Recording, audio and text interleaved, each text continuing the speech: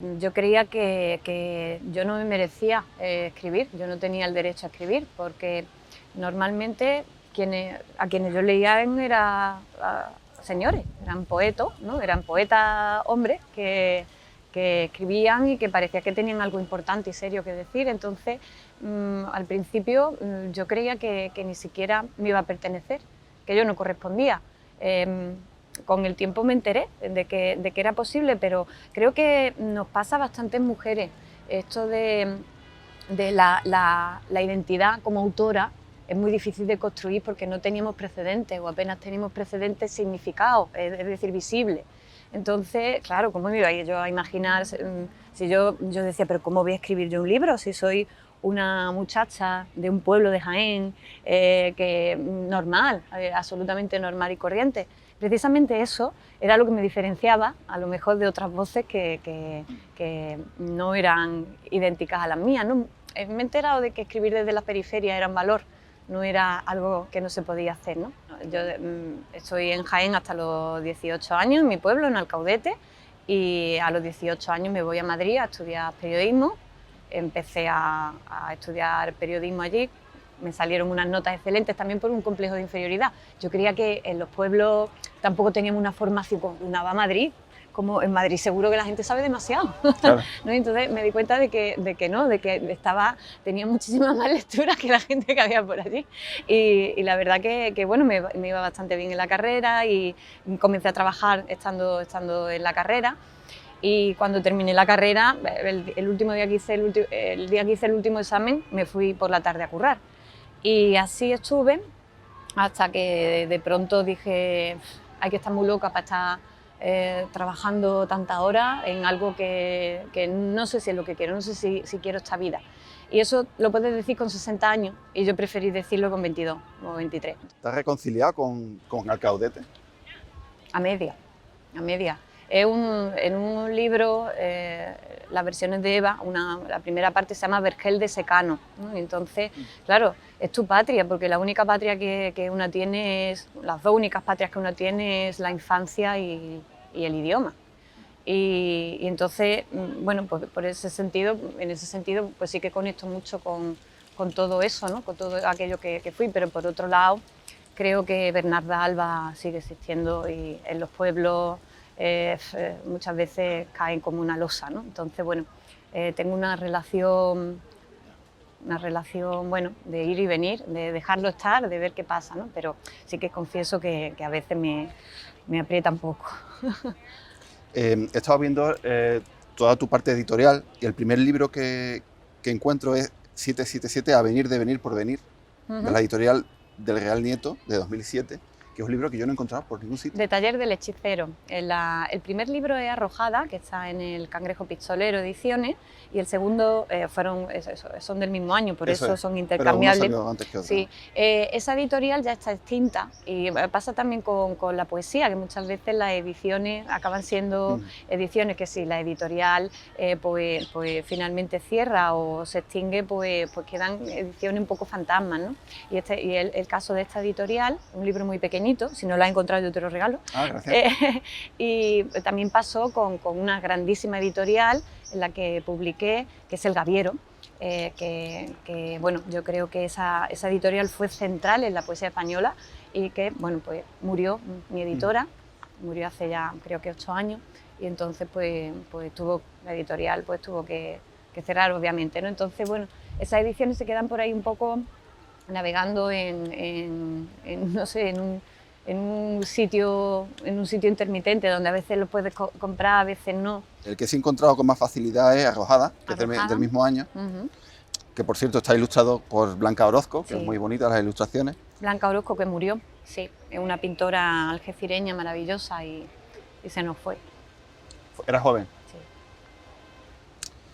En el prólogo pone que que comparas la poesía que siempre hemos conocido como una señora y tu poesía es como una niña rebelde, ¿no? En aquel tiempo era una niña rebelde, ahora es una mujer rebelde. Creo que las poéticas, no, cuando uno tiene una poética no es una cosa que lo tiene para toda la vida, sino que las poéticas van evolucionando, ¿no? La manera que tú tienes de concebir la poesía se va desarrollando, ¿no? Menos mal, ¿no? Que la poesía es como un concepto dinámico, ¿no? Y en ese aspecto, más bien me refiero a eso que a veces llamamos canon y que parece una cosa tan seria de la que no te puedes salir, ¿no? Yo soy de las que pienso que la creación es la madre de la tradición y no al contrario, ¿no? Entonces es interesante subvertir y es interesante jugar. Yo creo que la poesía y la literatura sin el ánimo rupturista no llega a ningún lado, porque entonces tampoco avanzaría. Sería como lo que te decía antes, tener una poética fija de la que no te puedes mover, ¿no? ¿Te reconoces leyendo el libro hoy? En algunas cosas sí, en otras no, claro, porque hace mucho tiempo que lo escribí y claro, yo no soy la misma, entonces las palabras que ahora mismo empleo tampoco son las mismas, pero eso no se trata, muchas veces se cambia para seguir siendo el mismo y eso no me interesa tampoco, ¿no? Siento que sí, que soy la misma, pero en el sentido no en un sentido inmovilista, sino que voy yendo por el camino que a mí me pertenece o que yo quiero y que a mí me da la gana, ¿no?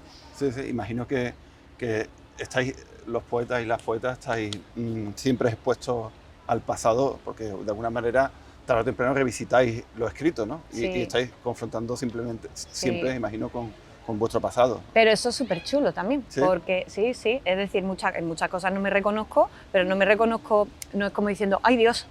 ¡Oh, qué cosa más mala! Hay cosas que dice, esto yo no lo publicaría ahora ni harta whisky lo publicaría, pero en otras cosas agradece lo que estás leyendo ahí, dices, hostia, qué tía, que no sé si hay conciencia o era libertad, pero ahí hay cosas dichas que ole ahí, es decir, que me agradezco muchas cosas y luego también lo que pasa es que tú cuando escribes poesía, estás hablando un idioma que muchas veces ni tú misma entiendes lo que estás diciendo. Creo que funciona mucho la intuición. Y luego, andado el tiempo, revisitas lo que has escrito y entiendes que ahí habías contado muchísimas cosas que ahora mismo te están viniendo a la conciencia. Que antes lo escribías desde otro lado, lo escribías desde el cuerpo, no lo habías destilado todavía por la cabeza, ¿no? Y entonces alucinas porque muchas de las cosas que a mí ahora mismo me preocupan estaban vivas y estaban gritando desde mis poemas. Y eso lo agradezco un montón, la verdad. En el libro había mucha sensualidad, mucha sexualidad también, y mucho humor también, ¿no? Sí. Y el humor siempre está presente, ¿no? Sí. Y realmente me divierte lo de, por ejemplo, si la poesía te sorprende siempre limpiando la nevera, ¿no? Sí. O lo de pisar luna firme. Me parece muy divertido. ¿Eres de apuntar las ideas cuando te surgen? Claro. ¿Cuál es el método cuando...? Porque imagino que te invade de repente eso, limpiando la nevera o... Claro, esto de que la poesía te pilla siempre limpiando la nevera es súper interesante porque generalmente hay gente que piensa que la inspiración te pille trabajando, cosas de estas, ¿no? Yo soy contraria a esa idea, la inspiración no te pilla trabajando en eso. Cuando yo me voy a dar una ducha, de pronto me cae, es decir, cuando yo abandono el esfuerzo es cuando vienen las cosas, ¿no? Es un proceso distinto al que estamos acostumbrados, ¿no? Todo con mucho esfuerzo. Claro, para escribir un libro, por supuesto que luego tienes que revisarlo, es decir, hay mucho trabajo, pero eso que viene de pronto es una epifanía, tú no puedes ir buscándolo ahí como si fuera, como si estuviera... De hecho, si lo buscas no aparece, ¿no? Claro, tienes que abandonarte. La poesía, más que poseerla, te posee a ti, te sientes poseída. Entonces, eso no te puede pillar, eso no puede pasar si tú estás así. Eso te pasa cuando tú te tumbas. Y cuando, de hecho, seguro que a ti se te han ocurrido cosas buenísimas en el momento en el que te has acostado, te metes en la cama y te estás relajando, en el momento en el que estás haciendo algo en la cocina que no tiene nada que ver con... Sí, bastante misterioso, ¿no? Sí. Cómo llegan las ideas, ¿no? Al año siguiente editaste Minimás.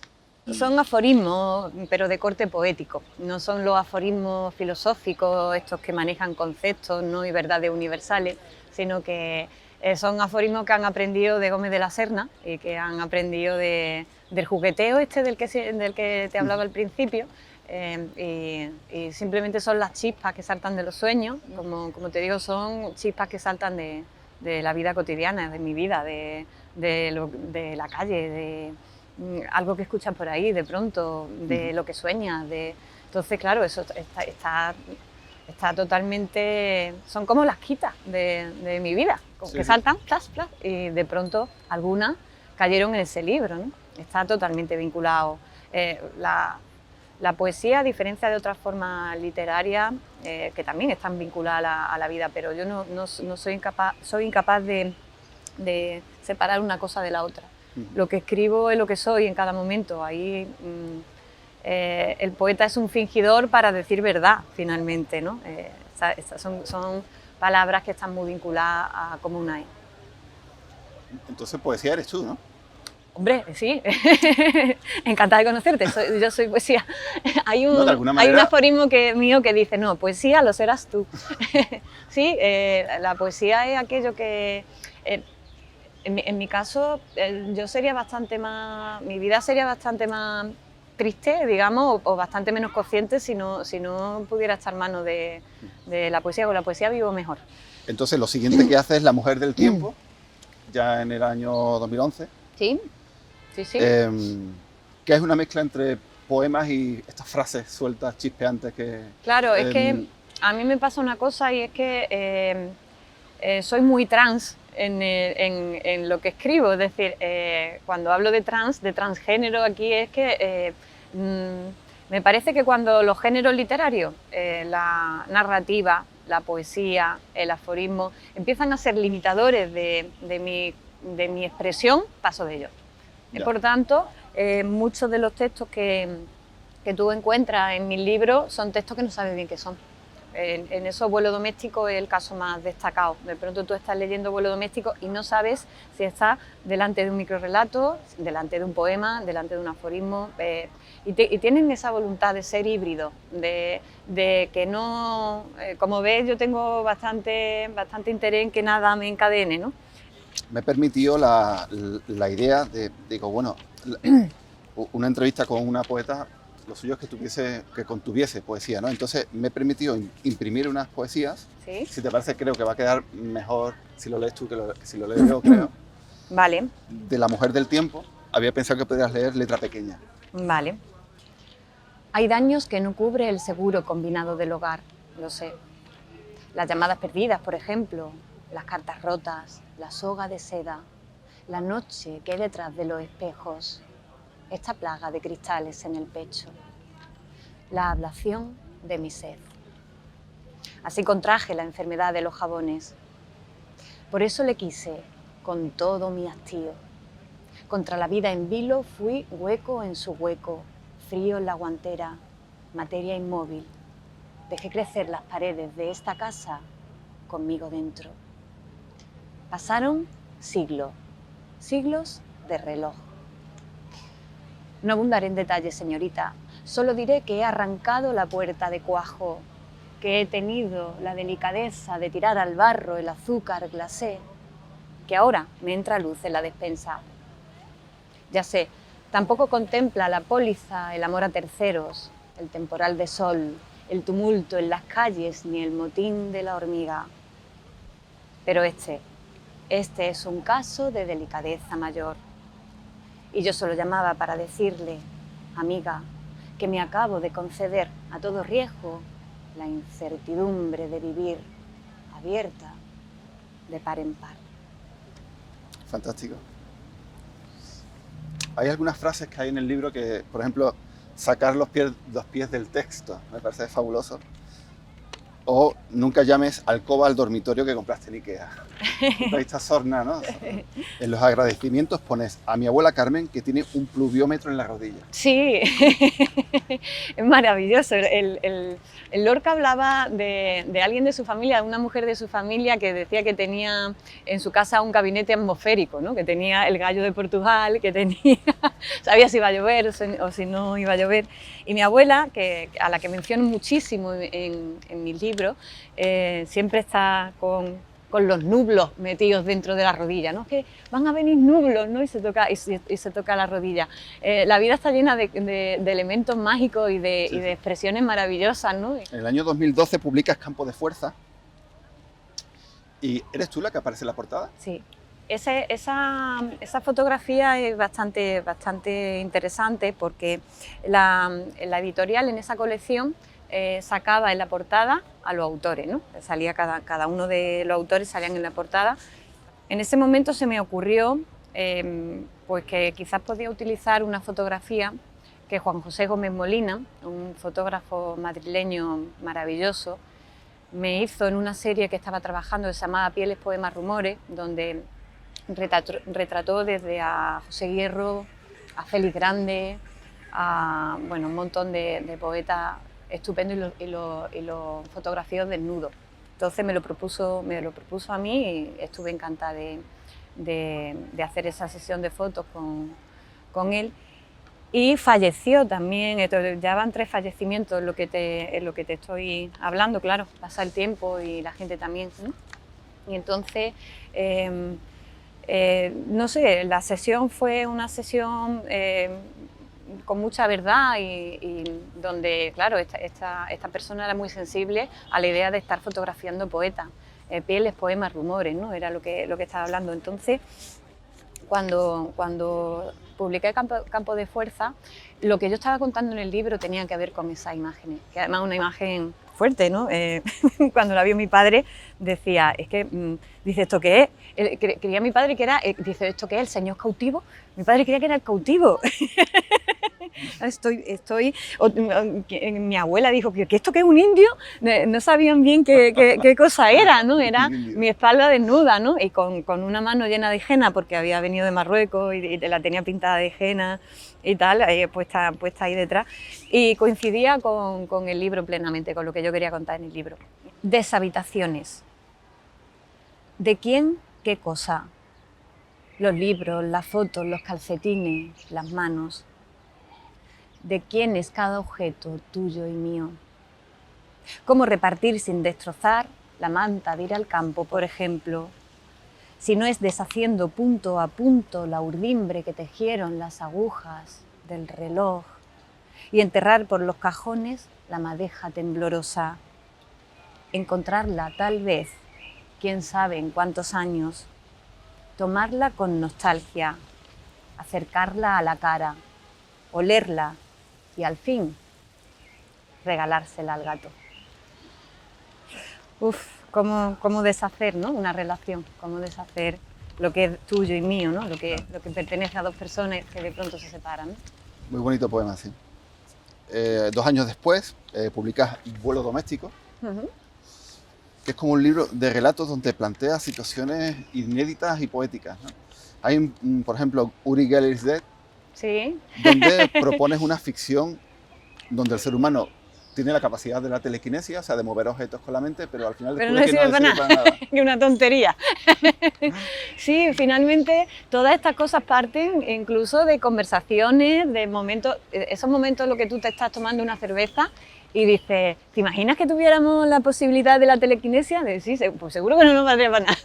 De pronto eso se te queda ahí y de pronto con eso es carne de un microrrelato, o vete tú a saber lo que es eso, ¿no? Porque finalmente se cuenta como un informe, ¿no? Es como, después de tantos años utilizando la telequinesia, la gente ha comprendido que no sirve para absolutamente nada, ¿no? De este poemario de Vuelo Doméstico tenemos Cambalache, Sí. que comienzas diciendo, ayer encontré unos labios dentro de la cama. Ayer me encontré unos labios dentro de la cama. Me sorprendí. Para mí lo normal es dar con un calcetín naufragado entre la sábana o con un peluche a la deriva. Eran unos labios casi bobos y finillos, como de cualquiera, que ni suspiraban, ni sonreían, ni nada. De repente noté que se movían, que sí, que seguían vivos. Con mucho disimulo me descalcé la zapatilla para matarlo. Pero no tuve corazón para soltarle el alpargatazo. No tuve corazón. Había perdido el corazón. Busco víscera roja, de tamaño como el puño, con varias arterias y otros complementos. Me fue hurtada el otro día por un hombre desbocado. Regalo a cambio labios mudos, seminuevos. Razón, aquí. llamar noches. Muy divertido. El anuncio por palabras al final es genial. Toma de tierra no es un libro, es una obra de poesía escénica, Vale. donde trabajamos, los textos son míos.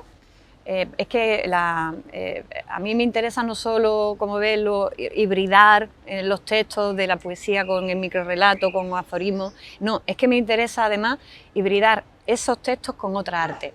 Las de este pueblo no podemos ser sino así. Idéntica a mi vecina.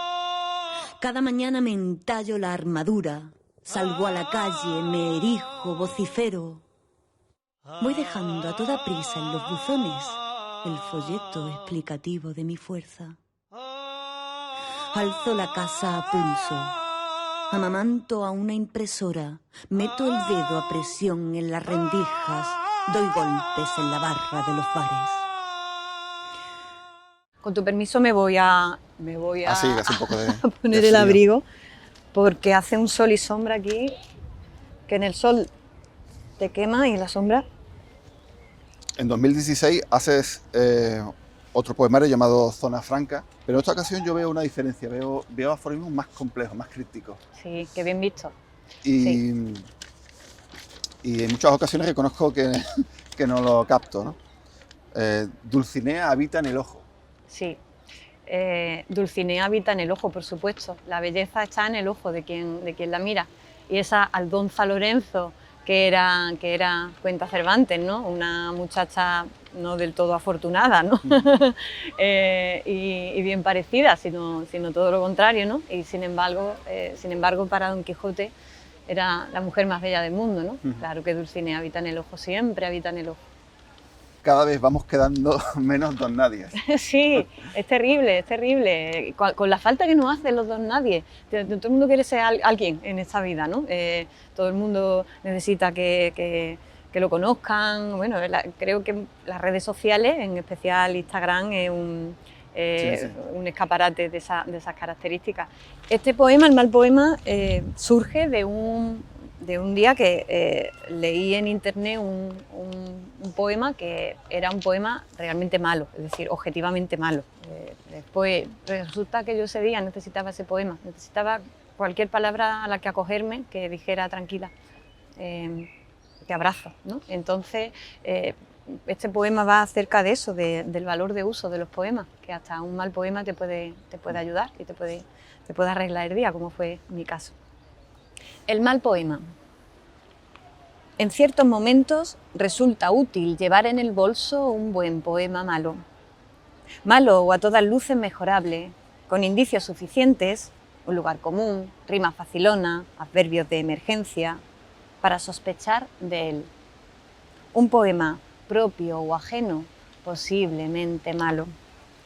Un poema de almanaque, prefabricado, auxiliar, con estrofas de fieltro y sin salida, que amontonan palabras manoseadas como mujeres, árbol, lunas, memoria, tristumbre, refectorio. Un poema que parezca una poesía, una carta de soldado, un chicle pegado a una carpeta, un ripio catedrático, el tango de un progresista, falso, previsible, desafinado, que escondo y uso a solas como un pedazo esculpido de látex. Un texto de una noche, que se pierda, que se pudra, que caduque. Un poema de papel donde poder limpiarme las lágrimas, las gafas, la cicatriz, el semen. Palabras de amor donde el amor no quepa. Este poema u otro, uno cualquiera, de bote temporero de pared, vital y fucsia como todos los poemas malos, urbano y quejumbroso como todos los poemas malos, malo como todos los poemas que ganan un certamen, pero práctico y de efecto inmediato, plegable y extensivo, sobre el que sentarme a merendar en la era o guarecerme de la nube que descarga de improviso. Un poema feo, gastado, utilitario, lima, abanico, naipe, encendedor, una rampa, una navaja, un pasamanos. Un poema color carne, con que embridarme el pecho esta mañana, donde curar con sal aceitunas negras y lavar a mi padre cuando ya no se valga. Para todo eso sirven los poemas. En 2020 publicas Deslengua. La poesía de Deslengua es una poesía que simplemente se tratan de textos que están hechos para ser leídos, sí, los puedes leer, pero sobre todo están hechos para ser dichos, para ser escuchados, para ser cantados. Entonces no escenifico, no hay ningún tipo de escenificación, lo que yo hago es el mayor antiespectáculo del mundo, que es simplemente decir de viva voz mi poesía, lo mismo que la estoy diciendo aquí, pero sí, claro, se trata de una poesía que tiene una textura que está hecha para el oído. ¿Por qué Deslengua? Porque tiene dos sentidos. Deslengua de desandar el lenguaje y volver a un lenguaje cero literario, sin ningún tipo de vestidura, volver un poco al hueso de la lengua, ¿no? Y por otro lado, deslenguarse, porque eso lo hago precisamente por el decir, probar a decir a ver qué sale, ¿no? Así como normalmente actuamos, ¿no? Deslenguando. Cuando decimos algo que merece la pena es porque no hemos deslenguado, porque hemos pasado de lo que se tiene que decir, a ver, tengo que decir esto, porque esto es lo que se supone que tengo que decir. Cuando tú pasas de eso y empiezas tú a decir lo que tú quieres decir, ahí es cuando se produce el milagro de que puede que diga algo que sea verdadero, ¿no? ¿En qué punto estás ahora? ¿Estás con Deslengua? ¿Estás creando un nuevo poemario? Estoy con un texto que llevo tiempo con él y llevo tiempo empujándole, que además está vinculado a unas imágenes que son mías también, y estoy jugando con eso, y que espero ser capaz de darlo a la luz en este año. Y estoy también ya te estoy comentando todo el tiempo que soy bastante dispersa, pero es que es la única manera que tengo de encontrar algo, ¿no? Y en esa dispersión, de pronto, hace no mucho, una noche en mi casa, de pronto, estaba ya acostada, me cayó un rayo y dije, ya sé todo lo que está revoloteando desde hace años en mi cabeza, dónde lo quiero aparcar y cómo lo quiero aparcar y cómo tiene que ser. El libro va de todos los pájaros que tengo en la cabeza, pero han encontrado un nido, han encontrado una horma, han encontrado cómo decirse, cómo contarse, y vuelve a ser de nuevo un ejercicio de libertad. El libro que pretendo que salga este año va a ser un ejercicio de nuevo de interrelación con otra arte, que es la fotografía, la imagen, y el que de pronto me ha caído como un rayo en mi cabeza y he dicho esto es lo que quiero hacer, pues es de nuevo un ejercicio de libertad, pero libertad dentro del texto, ¿no? Y bueno, ya sé cómo ya sé su forma, ¿no? Muchas veces tienen algo pero no tienen la forma, ¿no? Y ya sé su forma. Genial, pues estaremos atentos a cuando salga y lo podremos disfrutar y leer. Gracias, Raúl. Muchas gracias por concederme la entrevista, que ha costado un pelín, pero bueno, ya por fin te tenemos aquí. Aquí estamos. Muchas gracias. A ti.